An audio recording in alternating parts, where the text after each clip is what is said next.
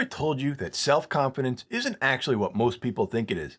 It's not about being bold, loud, polished, or impressive. It's not about forcing a certain posture or pretending you don't care what people think.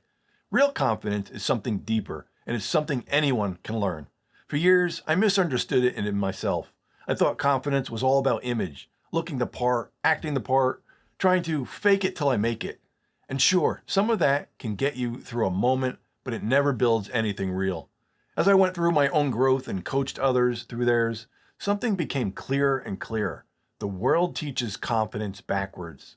We're told to perform it instead of cultivate it, as if confidence is an outfit you put on instead of a relationship you build with yourself. A lot of people struggle with self-confidence, and for many, it goes all the way back to childhood.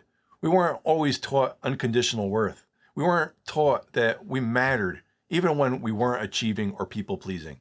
For others, the struggle comes from right now, how included, supported, or accepted we feel in our environment. Our sense of self-esteem is deeply tied to connection, belonging, and being valued. But no matter where it comes from, a lack of confidence affects every part of our lives, how we feel internally, how we show up, and how others respond to us. And because confidence is such an admired trait, many people fall into the trap I fell into, trying to look confident instead of becoming confident. We've all seen the tricks. Speak loudly, take up more space, hold strong eye contact, stand tall. But here's the truth. Fake confidence cracks fast. You can only hold up an image for so long before your real self starts leaking through. Someone who's truly confident doesn't need to perform. Someone who's performing confidence doesn't feel grounded. And over time, people start to feel the difference.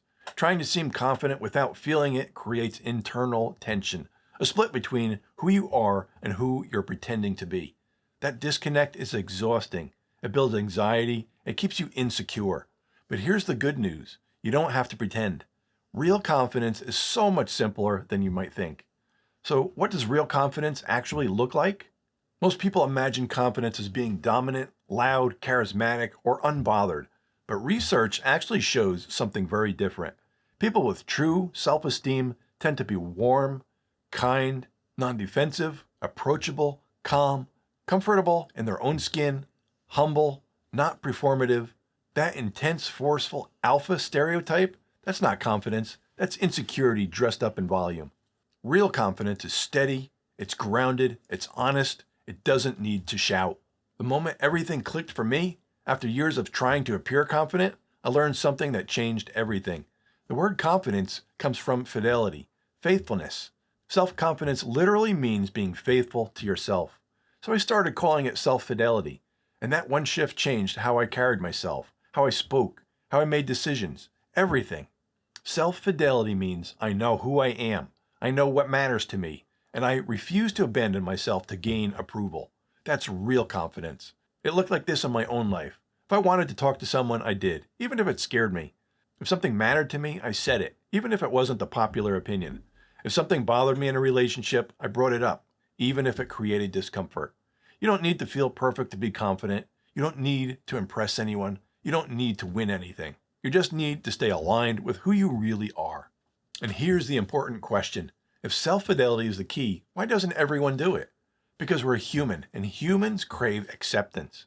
We don't want to lose connection, love, approval, or safety. We silence parts of ourselves. We soften our truth. We avoid conflict. We shrink. And every time we do, it chips away at our confidence.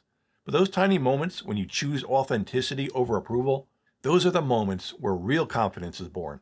Self-fidelity changes how others see you.